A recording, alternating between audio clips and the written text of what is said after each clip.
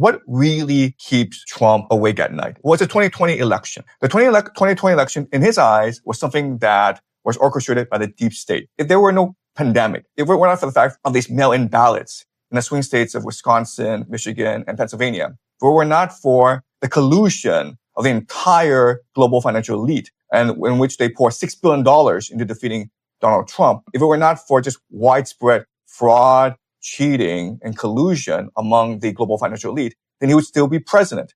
And everything that happened from 2021 to 2024, the raids in Mar-a-Lago, all these financial lawsuits, banned from the elections, all this persecution would not have happened. So in Trump's eyes, his true enemy is the deep state.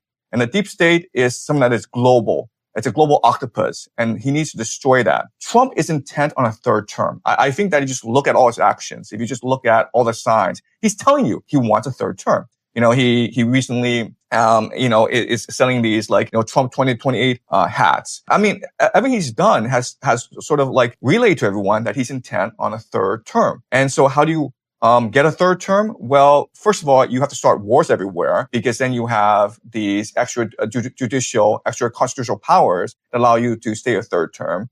But also, you need to actually also undermine the deep state. So you need to promote factions that are loyal to you, and you need to undermine factions that are loyal to the global order. And that's possibly why we're seeing all these wars in Venezuela. Because remember, the biggest drug runner in the world is the CIA. So these Mexican drug cartels, Venezuelan drug smuggling, it's all controlled by the CIA. So why would Trump do that? Because he wants to undermine the CIA, which he sees as a direct threat to a third term. Right? So there's an interesting fact about Trump that people sort of dismiss. They might have read about it, but they completely forget about it because it's so confusing. It creates cognitive dissonance.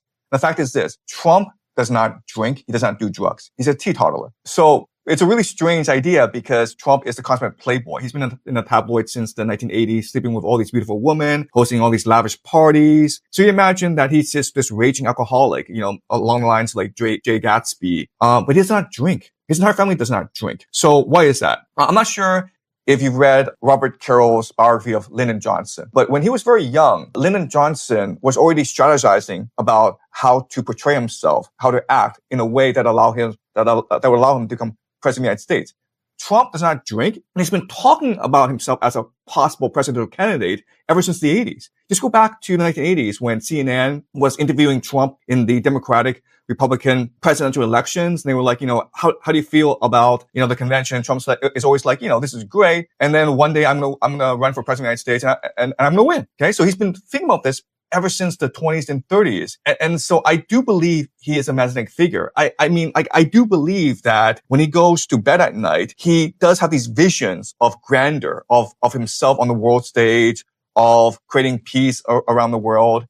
If he were not messianic, if he did not see himself as divinely ordained, it'd be very hard for him to explain his actions. The fact that he does not drink, does not do drugs. He's an extremely disciplined individual that has basically curated his image for decades in order to reach the point where he is. Look at The Apprentice, right? What really propelled him on the national stage is The Apprentice show. And that is almost, it's brilliant in the way that it portrayed Trump as this great leader. And it stayed in the minds of Americans. Look, there's a lot of signs that Trump wants to be king, right? So the arming of ICE agents and unleashing them into these democratic strongholds. That's one sign. Remember, even though ICE, their numbers have increased greatly, their budget has skyrocketed, the number of immigrants being removed from the United States is still lower than that under Obama, right? So you ask yourself, wait a minute, if ICE is so powerful and so wealthy, why aren't the numbers going up? And the answer is possibly because the intention is to create a secret police. So ICE is a factor. Then you have Project 2025, a revamping of the federal bureaucracy. You have this government shutdown, which allows Trump and his allies to radically change the makeup of the federal bureaucracy. You have all these wars raging. There are a lot of signs that Trump is intent on a third term. He's renovating the White House, a renovation that's supposed to go beyond 2028 when his term technically expires. So why is he doing all this? And he is energetic. Remember, in theory, he's retiring in 3 years, but does he look like he intends on retiring? I mean, it seems to me he wants to stay forever. And also, like, there's talk of revenge, right? So if Trump leaves office and the Democratic president comes into power, what do you think he or she's going to do to Trump? So in many ways, it's almost like Trump cannot afford to leave office. He's all in now. You know, it's either he becomes king or he dies trying. Something else I will point out is that it's very likely that within a year or two, they will instigate civil unrest in the United States. We've seen reports that Trump plans to deploy National Guard to every single state. And if you watch his surrogates talk, it's really important to watch his surrogates talk, like people like Steve Bannon, Tucker Carlson, Alex Jones. They're talking about a civil war. And what Alex Jones said in a recent interview with Tucker Carlson, it's very specific. He says that John Podesta, who is, one of the top kingmakers of the Democratic Party, they've war gamed a civil war. And so we need to prepare for that. If you just, watch the dark internet, they're talking about possibility of arresting John Podesta, of Trump arresting John Podesta. And then John Podesta has all these Antifa militia people ready in the wings to create civil unrest, in which case the National Guard will have to come in and stamp things down. So I think they're already wargaming a civil war. And that's something that we need to watch for in the next couple of years. Trump has a feel for vibes, right? Trump knows the mood of the public. And what he's doing is pretty popular with the American people. And I'll also say the Democratic Party is in shambles. They have no direction. They have no vision. They have no leadership. Recently there was this No Kings rally around the United States. And it's like, we can't have a king, but nothing else. Right? You're not allowed to talk about equality, corruption. You're not allowed to talk about what's happening in Gaza. You're not allowed to talk about what's happening in Ukraine. You're not. You're just allowed to say, we don't like Trump. That's it. So the Democratic Party is in shambles. I will say that if Trump becomes king, which is entirely possible, then he has to thank the Democratic Party. Because without the Democratic Party, it would not be possible for him to be king. Look, there's a Democratic Party that sabotaged Bernie Sanders and a possibility of political rejuvenation within the party. It was a Democratic Party that put Joe Biden into office, and it was such a disaster that the people voted for Trump. It was the Democratic Party that continues to gaslight people. The mainstream media, the Democratic Party is telling people there's nothing wrong with the economy. There's nothing wrong with Washington. There's something wrong with us. Just shut up and stay home and do what you're told. And during the Biden era, that's what people were told, even though people could no longer afford groceries. People could no longer afford gas. People were unemployed.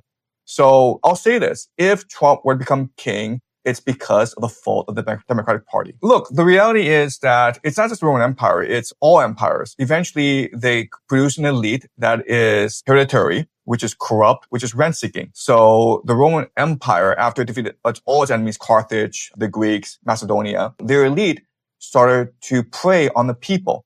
And so what the elite would do is steal people's land, including public land, and charge people rent for that, forcing people into debt slavery. And this was the majority of the population. And this created an appetite for reformers to emerge. So the first set of reformers were the Gracchi brothers, Tiberius Gracchus. And his reform was not controversial. It was just like, let's take public land owned by the state of Rome and give it to poor people. Really common sense, because you make the economy much more productive. And because he said that, he was beaten to death by the Senate. These elderly aristocrats who were insulted that a young man could possibly propose something new. And so I think it's a very similar situation right now in the United States, where you have this gerontocracy, these people in their 80s who live in their own bubble, who have absolutely no concern for the plight of the ordinary American, and who is completely divorced from reality. And this creates the environment for someone like Trump to arise. So before with Julius Caesar, there were the Gracchus brothers, and there was Sulla. So, and then after Julius Caesar, there was Augustus Caesar. So as long as you don't address the fundamental issue where America right now is being ruled by this corrupt, out of touch gerontocracy, then you will always have issues like this. If Trump goes away, then there'll be someone else to take his mantle, maybe Tucker Carlson, right? Or MTG, or someone else. But you always have this explosive social environment, and the people are just calling for relief. And the only person who can actually deliver relief are kings historically. because kings are the ones who are able to rally the people against the elite and redistribute land and erase debt.